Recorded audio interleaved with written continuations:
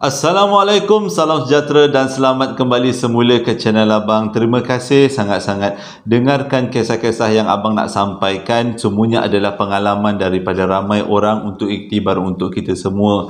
Dan Abang doakan supaya sesiapa yang menonton video Abang pada hari ini akan datang dan juga video-video yang lepas.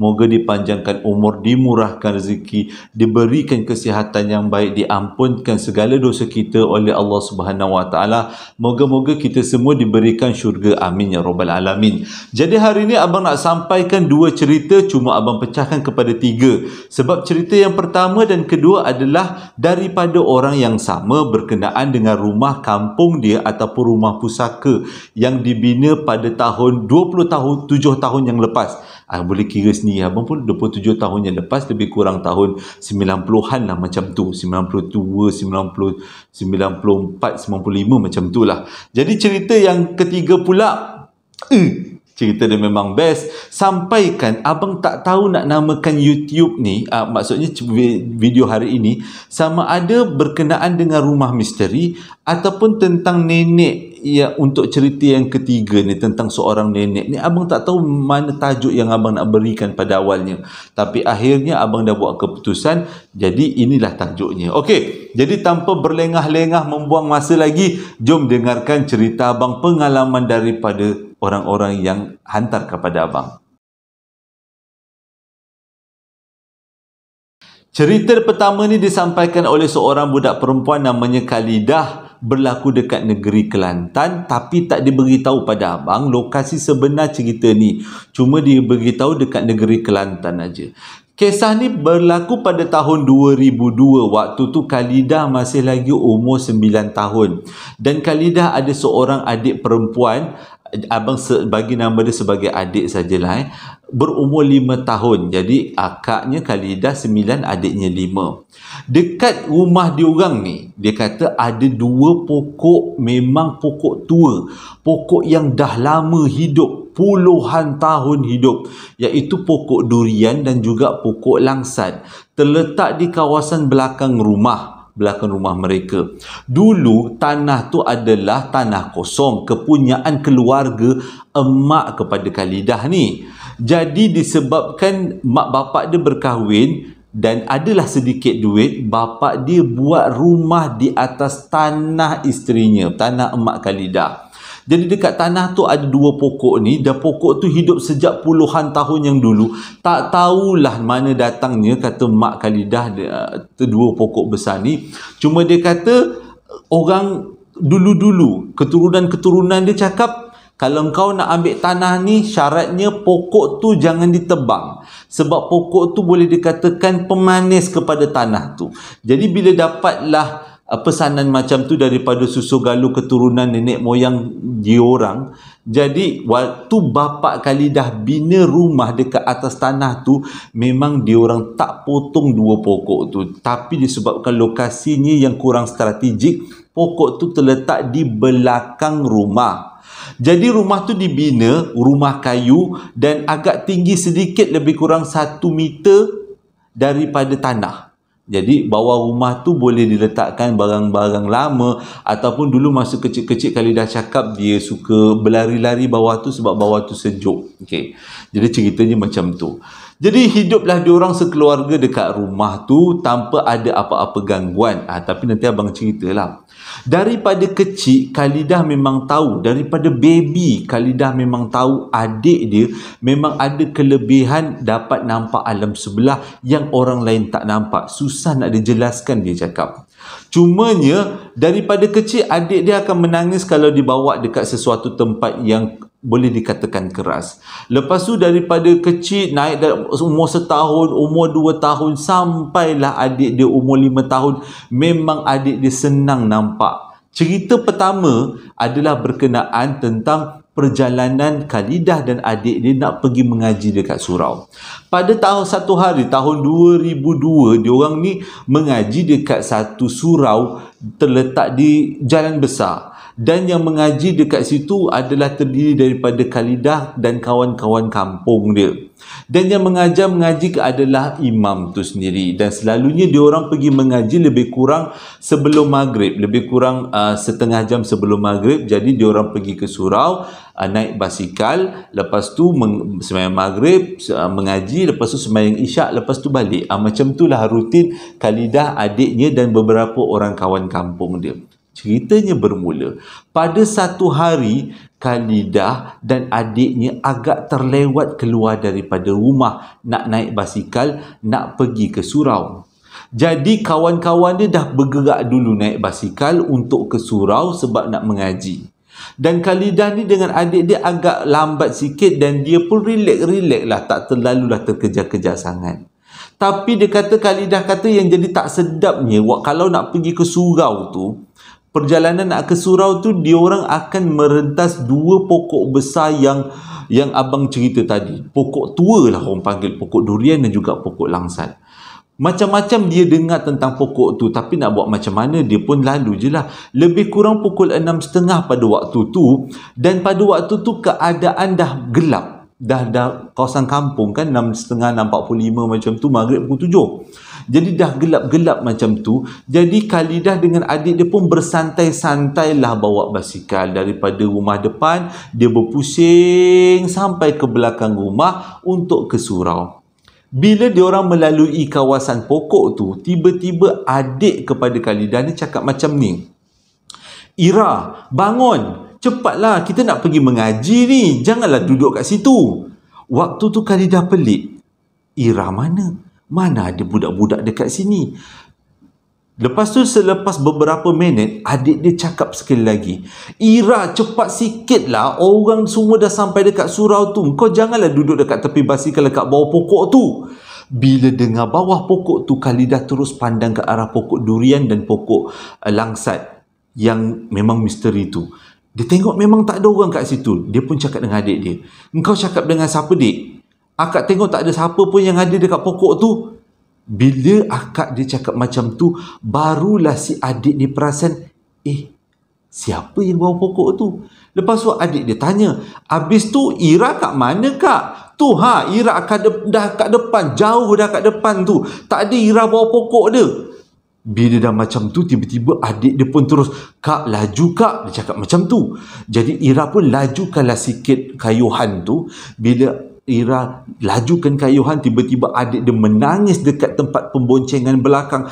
"Kak, laju Kak, cepat Kak, dia nak kejar Kak, dia nak tangkap saya Kak." Waktu tu bila adik dia cakap macam tu, Ira rasa macam turun darah dia. Dia rasa terlalu takut. Tapi dia kuatkan semangat. Semua kekuatan dia letakkan pada kaki. Dia kayuh sekuat-kuatnya. Dia ada satu aja azam, iaitu dia tak nak adik dia kena tangkap dengan makhluk alam sebelah. Dia tahu adik dia dah nampak sesuatu. Tapi suatu dia berkayuh kuat tu, adik dia cakap, "Kak," adik dia dah nangis waktu tu, "Kak, cepat Kak, kejap lagi dia dah sampai kat kita Kak, dia nak tangkap adik Kak, cepat Kak, lagi Kak, lajulah Kak." Waktu tu Khalidah memang habiskan tenaga. Walaupun umur 9 tahun bawa adik umur 5 tahun, dia habiskan tenaga kayuh sekuat-kuatnya sampailah dia sampai dekat surau tu. Dan dia pun naik atas surau, join kawan-kawan dia yang lain. Tapi Khalidah dengan keadaan berpeluh-peluh, si adik pula dalam keadaan menangis-nangis. Pelik imam tu tengok, "Kenapa korang ni?" Lepas tu dia ceritalah yang dia nampak adik dia nampak sesuatu dekat bawah pokok tua tu. Dan disebabkan tu diorang terpaksa berkayuh laju-laju untuk sampai ke surau. Jadi cerita ni jadi heboh waktu kat surau tu. Ramailah orang tahu sebab orang semua datang nak sembahyang maghrib kan. Termasuk tak lama tu bapak diorang pun sampai, bapak Khalidah dan juga si adik tadi sampai. Dan imam tu pun ceritalah dekat bapak Khalidah. Tapi bapak Khalidah tak pelik sebab bapak Khalidah cakap banyak peristiwa yang berkaitan dengan pokok tu. Jadi selepas habis diorang mengaji sembahyang maghrib dan juga sembahyang isyak, diorang semua balik ke rumah masing-masing. Tapi waktu ni si adik dah tak naik dengan Khalidah. Si adik naik membonceng dengan ayah yang bawa motor. Khalidah naik basikal tapi diruntun diikuti belakang oleh bapak dia. Bapa dia ikut daripada belakang, jadi nampaklah cahaya lampu motor yang terang. Jadi Khalidah naik basikal sampailah ke rumah. Bila dekat rumah tu, Khalidah cubalah selidik-selidik tanya dengan adik dia, "Dik, sebenarnya apa yang berlaku? Kenapa kau takut sangat?" Kata. Tapi adik cakap adik tak nak cerita. Adik kalau besok pagi kalau akak tanya baru adik cerita. Jadi besok paginya barulah Khalidah cerita sebenarnya apa yang berlaku. Si adik cerita, dia kata mula-mula dia nampak Ira, salah seorang kawan dia orang, berdiri bawah pokok tu, lepas tu ada basikal dekat tepinya.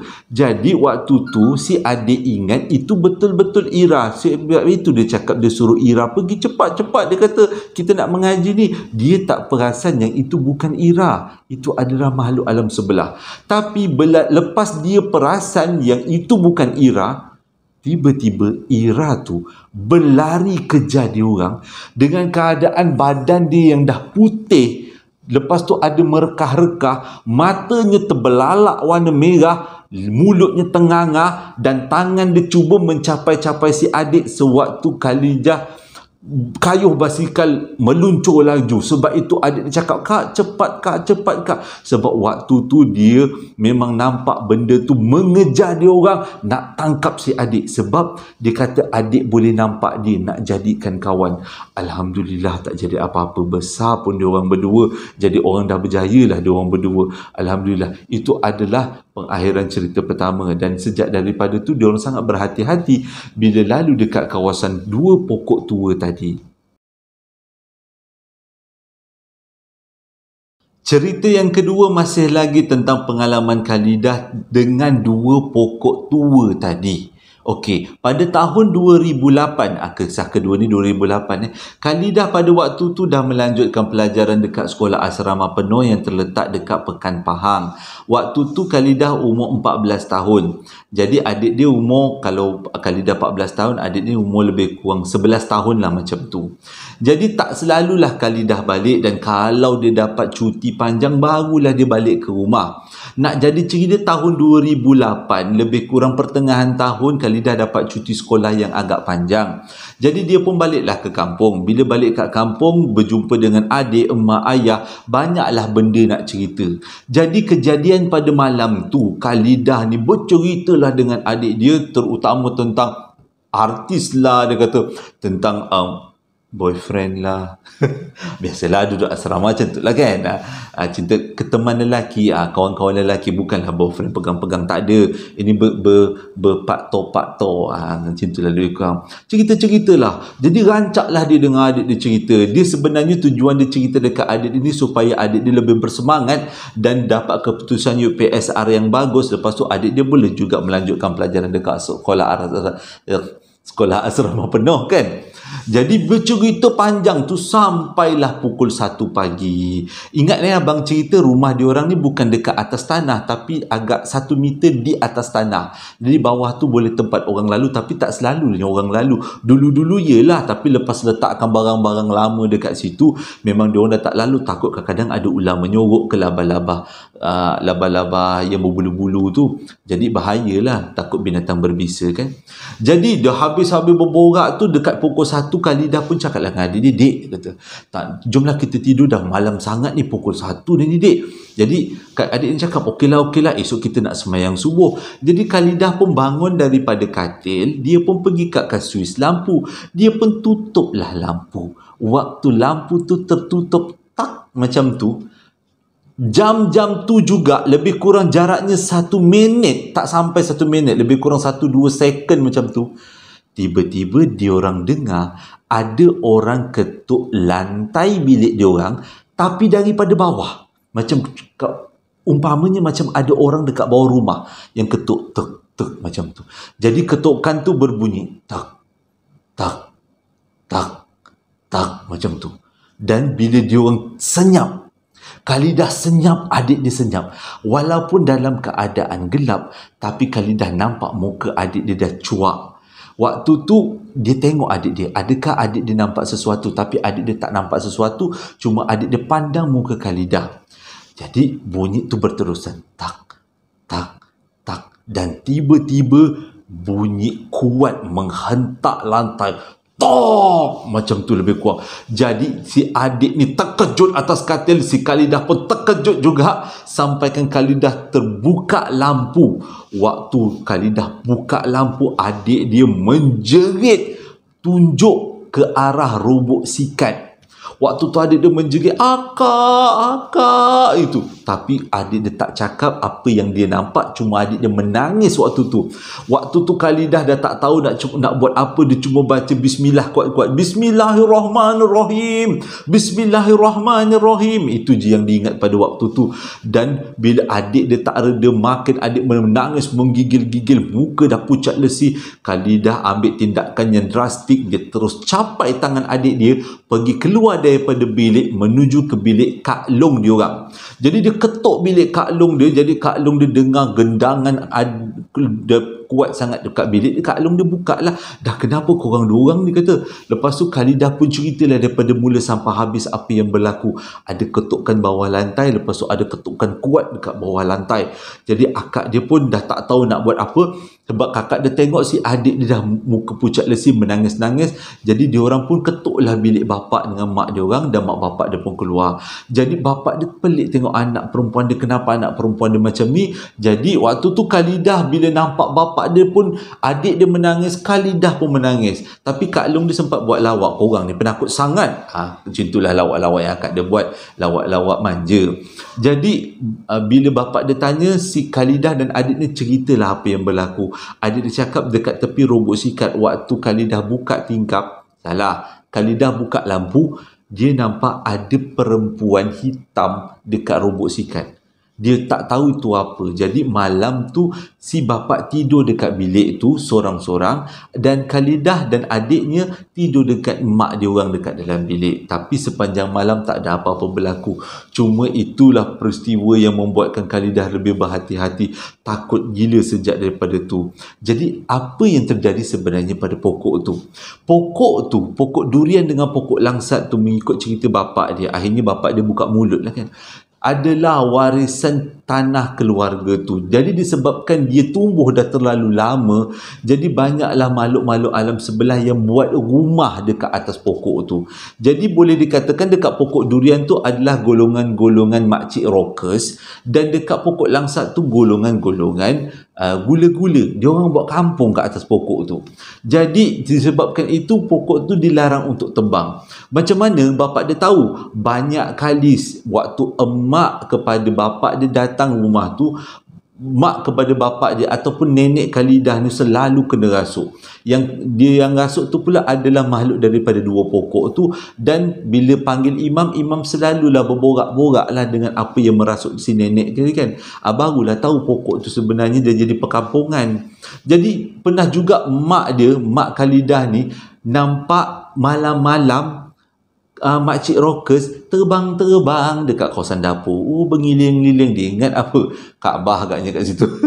Bergeliling-geliling, keliling-keliling. Jadi bila mak dia tengok benda tu terkeliling-keliling, tak kau lah nak keliling-keliling sampai besok pagi. Itu mak dia pernah kena. Ada sekali pula abang kedua kepada Khalidah, balik daripada kerja part time tengah malam. Lepas tu dia nampak banyak gula-gula dekat bawah pokok langsat. Itu memang betul-betul kau kalau nampak banyak-banyak gula-gula bawah pokok langsat, kau hara. Kalau abang pun hara. Jadi ada beberapa lagi peristiwa yang tak diceritakan pada abang tentang pokok tu. Dan sekarang pokok tu dah tak ada. Dua-dua pokok tu dah ditebang. Pada tahun 2014, waktu tu Khalidah dekat universiti buat diploma pada waktu tu. Dia kata mengikut cerita bapak dia, dah banyak sangat gangguan dekat pokok tu. Jadi pokok tu bapak dia ambil keputusan untuk tebang.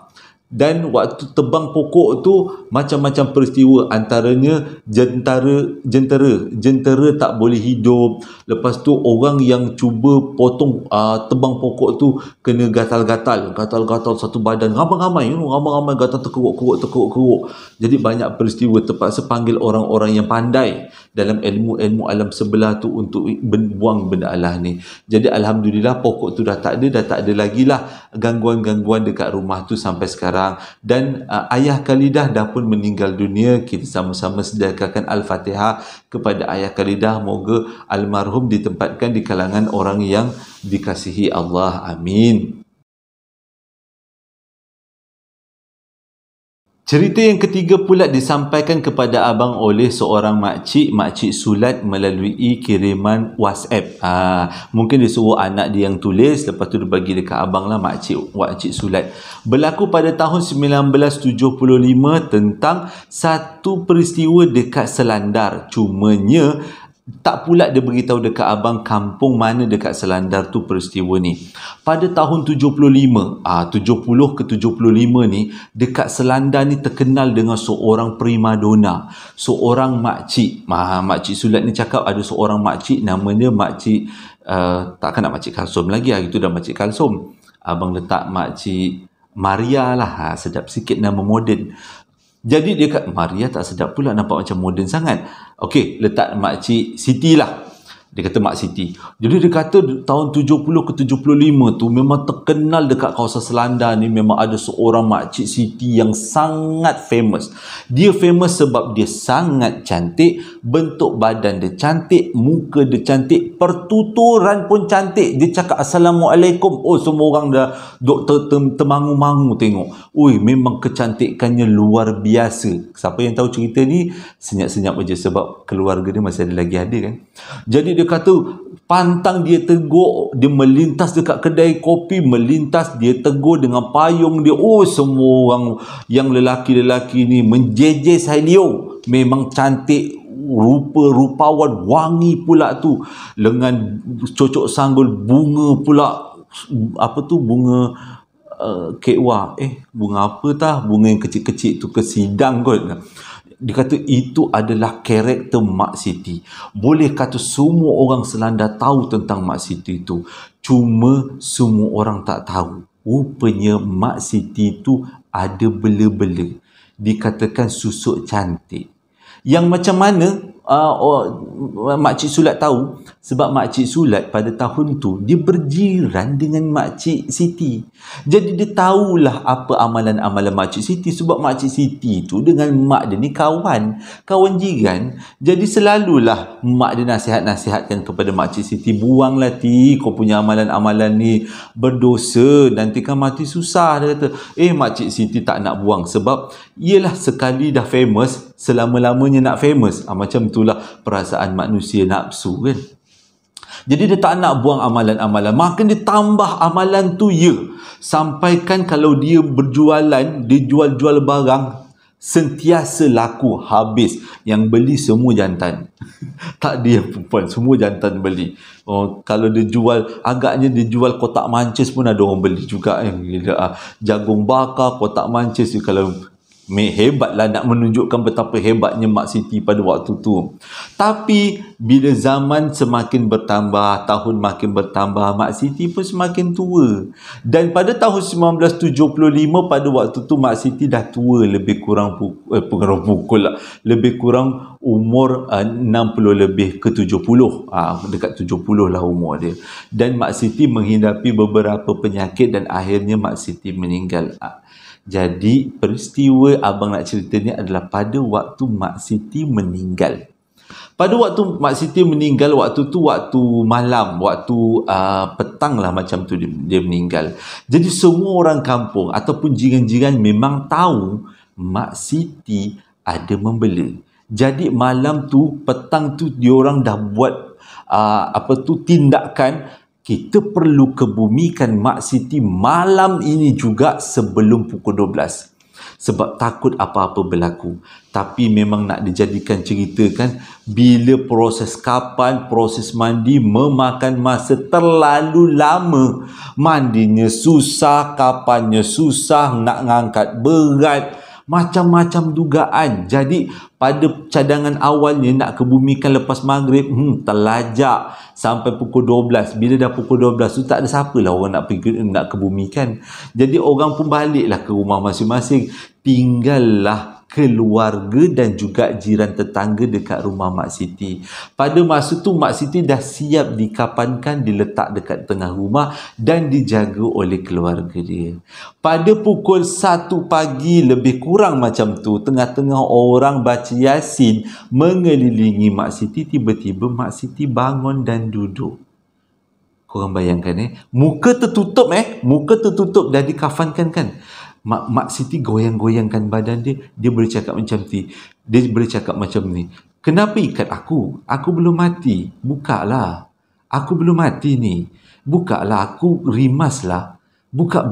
Aku nak keluar daripada sini. Buka.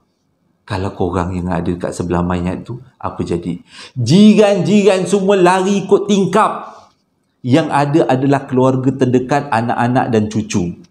Waktu tu semua senyap. Waktu tu Makcik Sulat ada. Makcik Sulat tak lari. Sebab dia tengok mak dia tak lari. Makcik Sulat tak lari. Jadi sama-sama stay kat situ. Duduk dekat situ nak tengok apa berlaku. Makcik Sulat cakap jenazah tu duduk. Tapi dalam keadaan atas dengan bawahnya dah terikat. Seramah. Jadi waktu tu dia bergoyang-goyangkan badan, dia paksa orang, dia pujuk orang, bukalah, dia kata, aku sakit ni, kena ikat ni, aku rimas, aku tak boleh bernafas, bukalah, aku nak keluar, dia kata. Orang tua ni, kalau abang ambil kayu baseball, pukul dulu, apa-apa pun. Tapi disebabkan itu cakap orang yang kurang imannya macam abang. Kalau orang alim taklah macam tu. Jadi dah tak tahu nak buat apa-apa, diorang cuba baca selawat. Tapi makin dibaca selawat, Mak Siti makin lagi, janganlah baca, aku panas, bukalah ikatan ni, aku rimas saja. Jadi ada beberapa daripada ahli keluarga berlari rumah imam, panggil imam.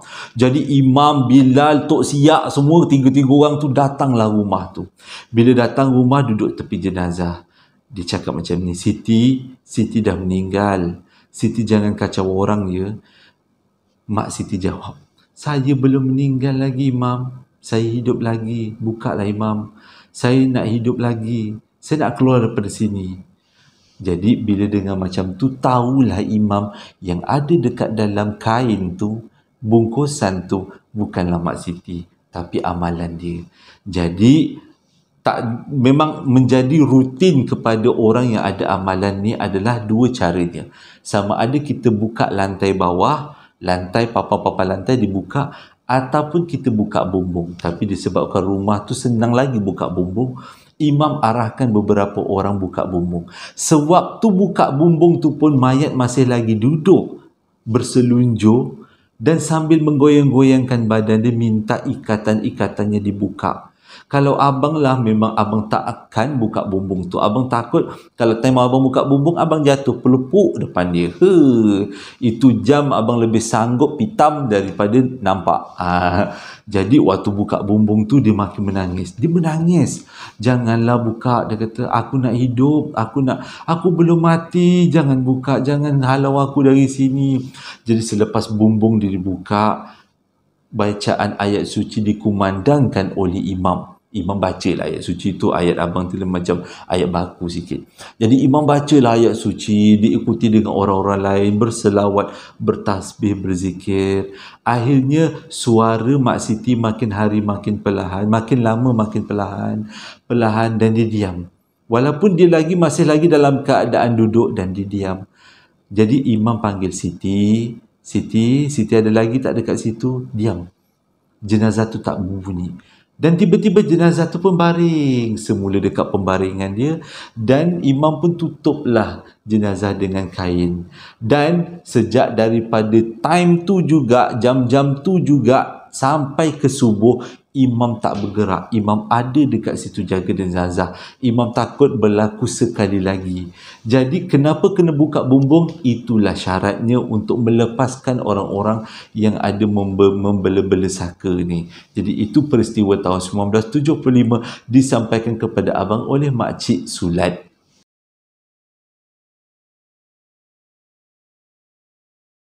Terima kasih dah menonton video abang daripada mula sampai habis. Abang harap cerita ini jadi iktibar untuk kita semua. Kita memang hidup bertindih alam dengan alam sebelah, tapi yang penting adalah kita jaga diri kita, biarkan dia orang. Kita tak kacau dia, dia tak kacau kita, insya-Allah. Ini macam pesanan untuk diri sendiri. Hingga berjumpa lagi dalam posting abang yang akan datang. Assalamualaikum warahmatullahi wabarakatuh.